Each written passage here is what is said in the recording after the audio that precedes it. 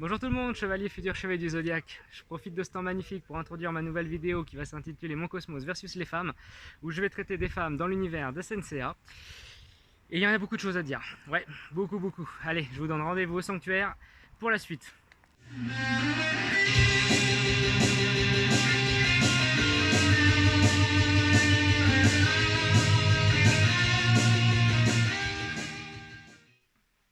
De retour dans ce que j'appellerai désormais le sanctuaire, on va donc aborder le sujet des femmes dans l'univers de Senseiya. Alors c'est un sujet extrêmement vaste et extrêmement complexe. Je vais commencer mon analyse des femmes dans l'univers de Senseiya, de comment j'ai réussi à en retirer des concepts et des valeurs que j'ai appliquées dans ma vie de tous les jours. Je tiens à préciser quand même avant de commencer que même si au départ je vais essayer d'être le plus objectif possible, par la suite, lors de mon analyse, je vais forcément être beaucoup plus subjectif. Ce sera mon opinion. Vous n'êtes pas obligé d'y adhérer, mais néanmoins je vais essayer d'être le plus proche possible du matériel d'origine, c'est-à-dire le manga ou la série animée. Petite parenthèse, pour tous ceux qui n'auraient pas vu ni le manga ni la série animée, je précise que je vais spoiler à mort des passages clés. Donc cette vidéo, vous pouvez la regarder même si vous ne connaissez pas ni l'animé ni le manga, parce que j'espère qu'en la voyant, ça vous donnera envie de la regarder. Et si vous l'avez déjà vue, et bah tant mieux, profitez-en. Il y a quelques temps de ça, j'ai lancé sur Instagram un petit sondage afin d'avoir votre avis sur les femmes dans l'univers de Senseiya. Normalement, si tout va bien, ça devrait s'afficher quelque part autour de moi. Je vais aussi afficher les commentaires que vous m'avez laissés sur la manière dont vous voyez les femmes dans l'univers de Senseiya. Pour commencer, je vais d'abord vous décrire les types de femmes qu'on peut retrouver dans l'univers de Senseiya. Tout d'abord, on a les humaines. Les humaines, c'est celles qui ne combattent pas, celles qui ne font pas brûler leur cosmos tout au long de l'œuvre. On y retrouve notamment Shunrei, la petite amie, enfin moi je l'appelle la petite amie de Shiryu. On y retrouve Mio, la copine d'enfance de Seiya, et dans une moindre mesure, parce qu'elle apparaît beaucoup moins, mais elle est extrêmement importante, on peut y mettre Esmeralda, celle qui a contribué à faire de Ikki l'homme qu'il est aujourd'hui. Je ne vais pas développer plus que ça cette catégorie de personnages féminins dans cette vidéo, parce qu'il y a un point important et un thème important que j'aimerais aborder, mais plus tard dans une autre vidéo. Donc pour le moment, je vais placer ces personnages-là de côté. Deuxième catégorie, nous avons les guerrières. Celles qui nous viennent tout de suite à l'esprit, c'est Shina et Marine. Shina et Marine, qu'est-ce que c'est? Donc ce sont deux chevaliers d'argent qui font partie du sanctuaire et qui combattent aux côtés de nos héros. Et enfin, en dernière catégorie, il y a ce que j'appelle les déesses ou les dieux. Et forcément, dans cette catégorie-là, on va y mettre Saori parce qu'elle est la réincarnation d'Athéna. J'y mettrai aussi Pandore parce qu'elle a quand même un caractère divin en tant que servante d'Hadès. Maintenant qu'on a abordé les différents types de catégories de personnages féminins qu'on retrouve dans les Chevaliers du Zodiaque, on va parler de hiérarchie. Alors, c'est pas bien compliqué, tout en haut de l'échelle, il y a une seule personne, et cette personne-là, c'est Athéna. En dessous d'Athéna, on y trouve le Grand Pope. Il est la représentation d'Athéna au sanctuaire en l'absence de sa réincarnation. Et en dessous, le Grand Pope, on y retrouve les 88 chevaliers du Zodiaque. A partir de là, on peut déjà en retirer une chose, c'est que l'auteur a décidé de placer en haut de l'échelle une femme.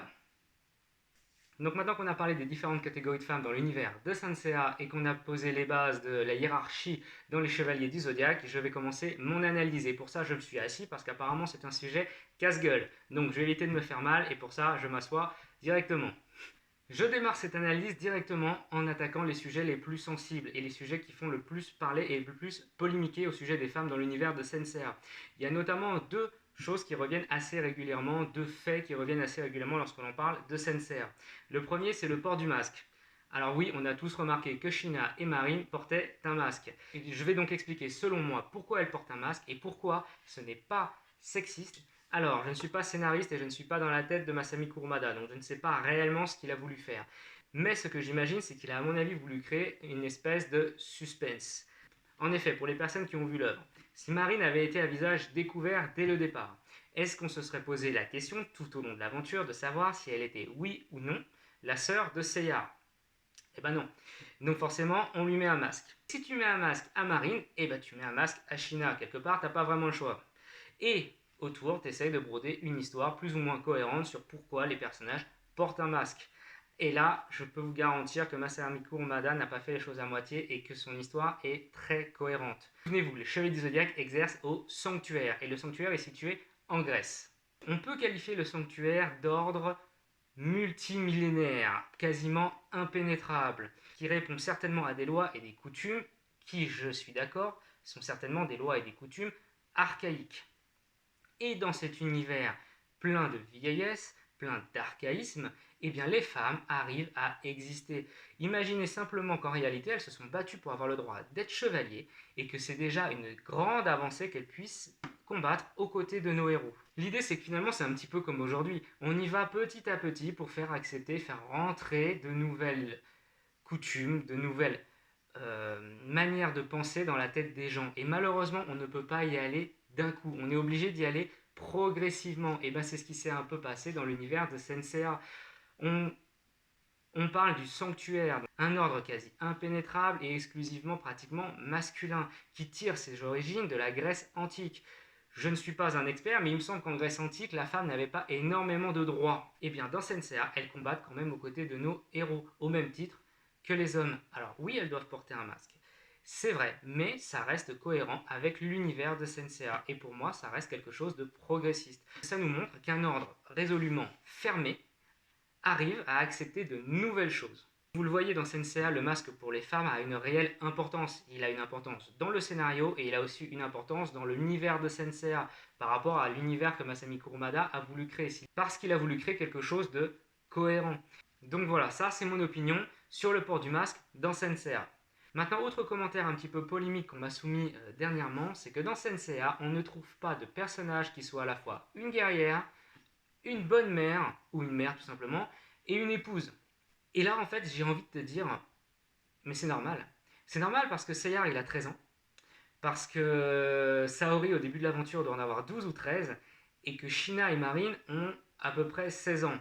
Donc j'ai pas tout à fait la notion de la chronologie dans Senseiya, mais il me semble bien qu'à la fin de l'Arcades, si nos héros ont 15 ou 16 ans, je crois que c'est bien le grand maximum. Donc me parler ou vouloir intégrer dans cette histoire-là des épouses ou des mères, ça m'aurait semblé légèrement prématuré et légèrement pervers. Alors ok, l'animation japonaise nous a habitués à faire bien pire, mais pas dans Senseiya. L'auteur n'a jamais eu besoin d'utiliser d'artifices de type loli ou de scènes de type fanservice pour nous donner envie d'aimer, d'apprécier et de trouver belles les femmes dans l'univers de Senseiya. Maintenant, je vais réellement rentrer dans le dur du sujet et en commençant par l'analyse de deux personnages emblématiques de Senseiya, je parle donc de Shina et de Marine. Je vais commencer par Marine. Marine, c'est qui? C'est quoi? Marine, c'est une chevalier d'argent. Donc ce n'est pas une chevalier de bronze, ce n'est pas une chevalier d'or, mais elle est quand même chevalier d'argent. Elle nous apparaît comme étant le professeur, comme le mentor de Seyar. Seyar l'écoute attentivement à chaque fois qu'elle lui donne une leçon. Souvenez-vous, quand elle tient cette pierre dans la main et qu'elle lui raconte ce qu'est le cosmos, comment on utilise le cosmos et d'où vient le cosmos, Seyar est totalement scotché à ce que lui dit Marine. Mais il n'y a pas que Seyar. Nous aussi, on était scotchés à ce qu'elle nous disait. Donc, Seyar l'écoute. Seyar est attentif à ce que lui raconte Marine. En plus de ça, Marine est donc une combattante, elle n'hésite pas à aller au combat. Elle n'hésite pas non plus à s'interposer entre le danger et son élève. Elle nous l'a montré à plusieurs reprises lorsqu'elle faisait rempart entre Shina et Seyar. Ici, on a à la fois une femme qui est guerrière, mentor, protectrice et qui est écoutée et entendue par un homme. Pour se faire aimer à la fois du public et respectée de Seyar, Marine n'a pas besoin d'artifice. Autre guerrière de l'univers de Senseiya et celle que je considère comme étant la plus importante, il s'agit de Shina. Shina au début c'est un petit peu l'antagoniste féminin de l'œuvre. Elle va souvent être en opposition à Seyar, elle va essayer de se battre souvent contre Seyar. Shina c'est aussi une mentor, c'est la mentor de Cassius, le rival de Seyar pour l'obtention de l'armure de bronze de Pégase. Et en plus de ça, Shina, c'est une femme qui, elle, n'hésite vraiment pas à aller au combat. Donc on a ici encore une femme qui est mentor et qui est respectée par son élève.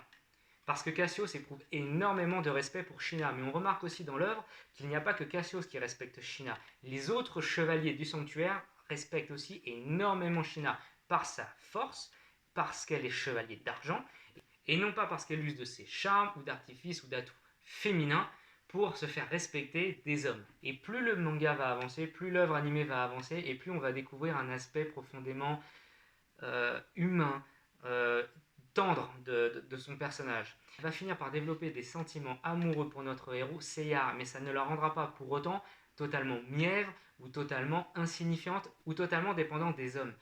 Chose que je n'ai pas abordée tout à l'heure lorsque j'ai parlé du masque, lorsque le visage d'une guerrière chevalier du zodiaque est découvert, elle n'a que deux choix. Soit elle tue la personne qui a vu son visage, soit elle en tombe amoureux. Et c'est de là que vient parfois une certaine ambiguïté. Il y en a beaucoup qui vont dire oui, mais China, du coup, elle tombe amoureuse de Seyar plutôt que de le tuer. Moi, je pense que China s'est servi de cette coutume archaïque pour se donner une raison d'aimer Seyar. Je pense sincèrement qu'elle aurait fini par tomber amoureuse de lui, quoi qu'il arrive. Mais comme c'est une guerrière et qu'elle ne veut pas passer pour une personne tendre ou une femme qui peut tomber amoureuse, elle se sert de cette loi pour justifier ses émotions. Plusieurs fois, on la voit combattre des adversaires qui sont supposément beaucoup plus forts qu'elle. Je pense notamment à la fois où elle se bat contre Bud, le frère de Sid, où vraiment là, on se rend compte qu'elle a vraiment peur de rien. Elle va au combat contre un personnage supposément plus fort que son frère qui a mis à mal quand même Sean. Alors ouais, Sean, il est peut-être habillé en rose, mais c'est pas un chamallow, si vous voyez ce que je veux dire.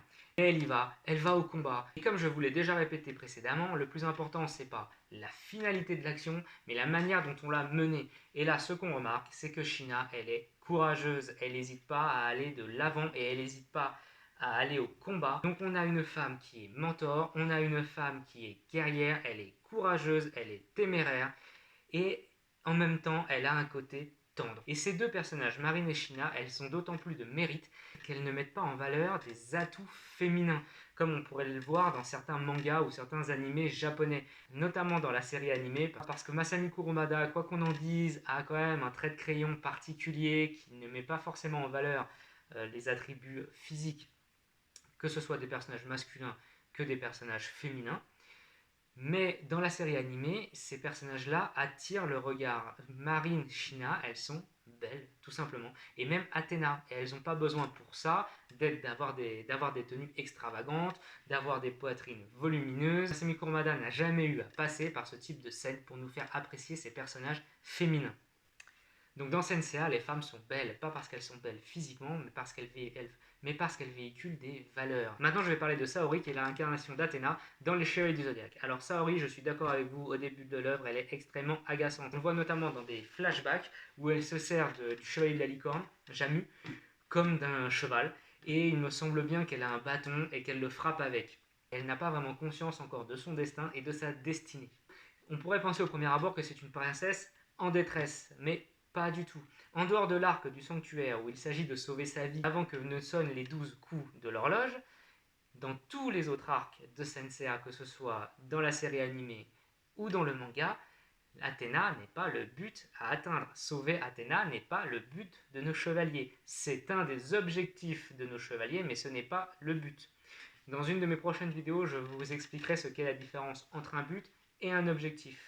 Tout simplement parce qu'à chaque fois, en dehors de l'arc du sanctuaire, elle use de son immense pouvoir en tant que réincarnation d'Athéna pour essayer de sauver l'humanité et permettre ainsi aux chevaliers d'atteindre leur but et leurs objectifs. Athéna est un personnage réellement complexe. Il faut savoir que c'est le seul dieu de l'univers de Senseiya à passer par la réincarnation pour revenir sur Terre. Si on prend Hadès et Poséidon, il s'agit de possession. Alors qu'Athéna, elle se réincarne, elle passe par le processus de naissance pour revenir sur Terre. Et ça veut dire quoi? Ça veut dire qu'Athéna, pour comprendre l'humanité, pour être un bon chef, pour être un bon leader, parce que rappelez-vous, c'est elle qui se trouve au sommet de la pyramide, elle juge qu'il faut elle aussi qu'elle passe par de la souffrance, qu'elle endure la même chose que les hommes pour pouvoir arriver à les diriger correctement. Chose que ne font ni Hadès ni Poséidon. Il y a une scène dans Senseiya qui m'a réellement marqué, quand Athéna souffre et pleure rien qu'à l'idée d'envoyer ses chevaliers combattre à sa place. C'est d'ailleurs un état d'âme qu'elle aura lors de la saga d'Hadès, où elle décide elle-même de se sacrifier pour rejoindre les enfers. On sent réellement qu'elle a mal et qu'elle éprouve de la compassion, qu'elle éprouve de l'empathie pour l'espèce humaine et pour ses chevaliers. Donc ici, on a une femme qui est une dirigeante, qui est une leader et qui, pour comprendre les personnes qu'elle dirige, en passe par les mêmes étapes que ces mêmes personnes. Et ce qu'on peut remarquer de la part des hommes, Seyar était extrêmement réticent à l'idée de combattre sous les ordres de Saori. Et petit à petit, au fil du temps, Seyar a reconnu la valeur d'Athéna en tant que chef. Et enfin, pour terminer, ce que je voudrais dire sur les femmes dans l'univers de Senseiya, c'est que non seulement elles ont une place extrêmement importante, mais en plus de ça, tous les antagonistes de Senseiya, en dehors de Shina au tout début, mais je parle des antagonistes principaux, ce sont des hommes. Les seuls qui veulent déséquilibrer l'ordre, ce sont des hommes. Et à la tête du mouvement qui vient rééquilibrer les choses, nous avons une femme. Je ne suis pas ici en train de faire l'apologie du féminisme, je suis simplement en train de dire que lorsque l'on était jeune, on était réellement mieux armés pour accepter les femmes dans notre société. Dans Senseiya, on avait des femmes fortes, on avait des femmes mentors, on avait des femmes professeurs, on avait des femmes leaders, et bizarrement, je trouve qu'avec le temps, on a perdu de cette profondeur dans les dessins animés. Et croyez-moi, c'est pas si facile que ça de faire en sorte qu'une femme soit respectée, qu'elle soit considérée comme un mentor de la part d'un héros. Encore une fois, je vais utiliser Dragon Ball comme exemple. Sangoku n'a que des maîtres masculins. Son grand-père, Kame Sennin, et pour finir, aujourd'hui dans Dragon Ball Super, on a Whis. Dans Naruto, Naruto ne possède que des professeurs et des mentors strictement masculins. On parle de Kakashi Sensei, on parle de Jiraiya, on parle de la grenouille qui aurait pu être aussi une femme, mais c'est pas le cas. Vous allez me dire que oui, dans Senseiya, les personnages qui remportent des combats, ce sont exclusivement que des hommes. Mais comme je vous l'ai expliqué, l'important c'est pas l'arrivée, c'est le chemin que tu parcours pour arriver du point A vers le point B. Et là, ça nous montre des femmes qui sont fortes, qui sont belles, qui sont écoutées et qui sont entendues par des hommes. Donc, est-ce que j'ai réussi à te convaincre que dans ce manga et dans cette série animée, les femmes étaient réellement importantes? Ayant grandi avec ça, j'ai développé une valeur que je place par-dessus toutes les autres. Cette valeur, c'est le respect. Donc, vous l'aurez compris, la valeur à retenir ici dans cette vidéo, c'est le mot respect. Le respect dans Senseiya est omniprésent.